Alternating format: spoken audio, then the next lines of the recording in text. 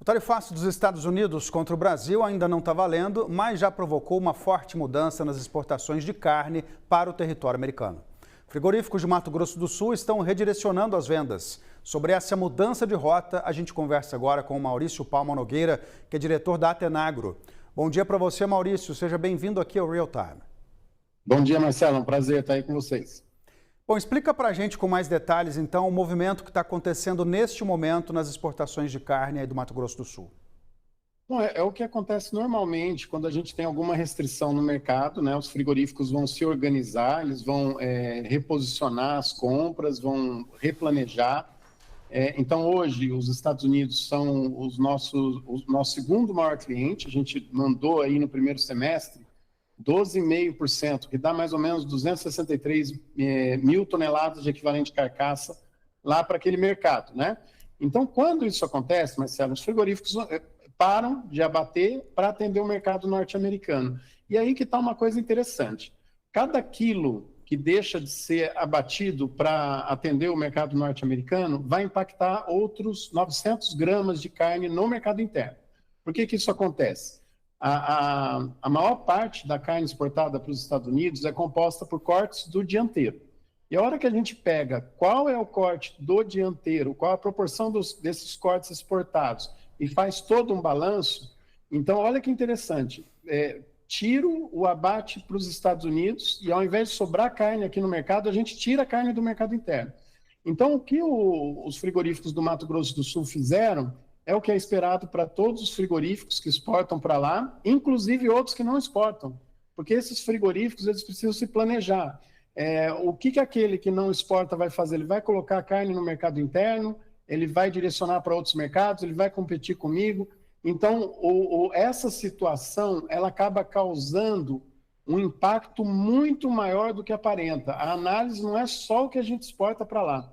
Ela envolve todo o nosso movimento de abate, de produção de carne bovina, que vai ficar aí um pouco indefinido nos próximos dias até que essa situação se regularize.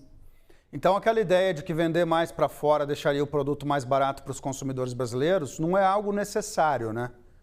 Nunca foi, né, Marcelo? Até a gente tem usado muito, porque esse assunto ele aparece toda hora, né, no Congresso, às vezes na imprensa, às vezes no próprio executivo, né? O presidente falou muito disso, de exportar menos para ficar carne no mercado interno. Se a gente olhar o que os argentinos fizeram lá em 2008, as retenções, num primeiro momento sobra sim carne no mercado, então você tem uma percepção de curto prazo de que aumentou, né?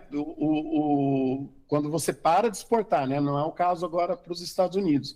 Só que logo depois você tem um desestímulo tão grande na cadeia produtiva que vai faltar carne, né? Então, tanto é que lá dos argentinos, eles diminuíram o consumo per capita da faixa lá de 60 quilos para a faixa de 40 quilos depois das retenções. Então, isso é um prejuízo enorme.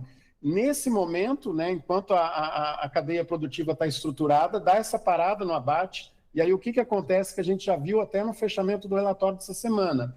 O preço do boi cai e o preço da carne sobe. Olha que interessante. Então, você não tem ninguém se beneficiando disso, né? Nem aqui no Brasil, nem nos Estados Unidos, em lugar nenhum. E até, Marcelo, citando uma frase aí do Ricardo Santin, da BPA, em um recente artigo, ele colocou uma frase muito feliz, né, que as exportações subsidiam as prateleiras brasileiras. Então, quanto mais a gente exportar, melhor a nossa cadeia produtiva vai atender o mercado interno, que é justamente o que aconteceu em 2024. Nós batemos recorde de exportação, recorde de produção, e recorde de disponibilidade de carne para o mercado interno. Se a gente não resolver esse imbróglio, a gente provavelmente vai colocar muito avanço da pecuária a perder nos próximos meses ou nos próximos anos. Então, a gente precisa definir logo essa situação, né? Exatamente. Agora, eu queria te perguntar, assim, a perspectiva sobre dois aspectos aí. O primeiro deles, quão difícil é substituir o mercado americano por outros mercados no mundo? E segundo, quão difícil é para o consumidor americano ficar sem a carne brasileira? Para o mercado americano, isso é mais ou menos tranquilo também substituir o Brasil por outros países? Não, eles vão, provavelmente os Estados Unidos vão acabar incorporando um aumento muito grande no preço da carne para o consumidor interno. Os Estados Unidos, Marcelo, eles são o quarto maior exportador de carne bovina do mundo. Só que eles importam mais do que exportam. Então, esse ano está projetado, claro, isso vai ter que ser revisto agora, né? Mas está projetado que a diferença entre importação e exportação norte-americana vai dar mais ou menos 990 mil toneladas. É muita coisa. Então, a hora que eles deixam de comprar do Brasil, ou eles vão aumentar a compra em outros países que já fornecem para eles, ou outros que ainda não fornecem, né? Então, você tem Austrália, Argentina, México, né? Países que podem atender, ou eles vão diminuir a exportação do próprio país, que ele importa uma carne mais barata e exporta uma carne mais cara.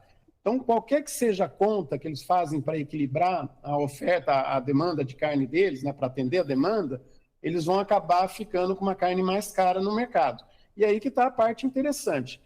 Hoje, no setor de carne bovina, isso não vale para as outras commodities, né, todas, mas o Brasil hoje, ele rapidamente poderia ocupar esses buracos que vão ser deixados, né, pelos Estados Unidos ou pelos fornecedores que vão mandar carne para os Estados Unidos. Então, a gente acabaria ocupando, até dentro do ano, essa exportação. Só que nós vamos ter um preço mais baixo. Então, os Estados Unidos hoje pagam melhor para a nossa carne, a gente vai acabar exportando por preço mais baixo à medida que a gente vai substituindo esse mercado. Então, apesar dessa possibilidade, Marcelo, isso não é bom para nós. Isso é um cenário muito ruim, né? O ideal era a gente continuar abrindo novos mercados, exportando para os Estados Unidos, exportando cada vez mais, né? Esse ano a gente está exportando bem mais para eles, e devagar ir abrindo mercados que pagam mais, não ocupando mercados que vão ser mercados de oportunidade que pagam menos. Então, no balanço do ano, essa situação é muito ruim para a pecuária. Agora, quando você fala aí desse valor estratégico que a carne tem dentro do mercado americano, também não fica um pouco a esperança de que o Trump possa excetuar a carne, excetuar o café, o suco de laranja dessas tarifas, como ele fez no caso da China, quando estava com aquela briga com mais de 100%, que ele acabou tirando alguns produtos que eram estratégicos, como celulares, eletrônicos, dessa tarifa? Eu acredito que sim. Inclusive, ele já está sendo pressionado pelos próprios norte-americanos, né? O pessoal já está avaliando aumento de custo, aumento de preço, inflação, tudo mais. Eu acredito, Marcelo, claro, essa não é a minha especialidade, aí eu estou acompanhando as análises de tudo o que acontece nos Estados Unidos desde que o Trump começou as tarifas, né? No começo a gente passou batido lá, meio que esquecido, e agora nós somos alvos. Se você for analisar a conduta dele, sempre foi assim, eu pressiono e negocio, eu pressiono e negocio. Nesse momento, o que me preocupa é o lado do Brasil, que parece não estar disposto a negociar, inclusive com algumas falas praticamente dobrando a aposta, né? Então, isso nos preocupa, essa disposição do Executivo em sentar de forma pragmática, vamos resolver esse assunto, ou vamos postergar, que é uma sugestão aí que os analistas estão colocando, né?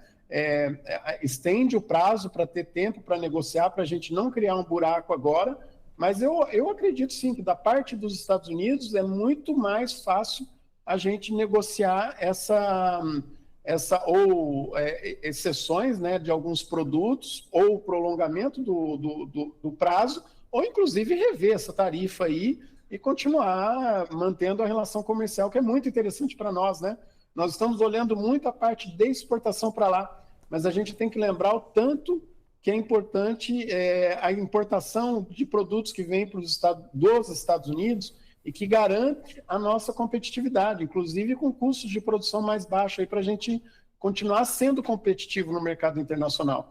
Dependendo do que a gente deixa de comprar, Marcelo, pode ser que a gente perca outros mercados por perder competitividade. Então, é isso que a gente precisa olhar, né? Não é uma coisa tão simples, não é só a carne, ou só o café, ou só o suco de laranja. Nós temos muitas outras questões envolvidas. Tá certo. Eu falei aqui com Maurício Palma Nogueira, diretor da Atenagro. Muito obrigado, Maurício, pela sua participação e bom dia para você. Bom dia, obrigado pelo convite.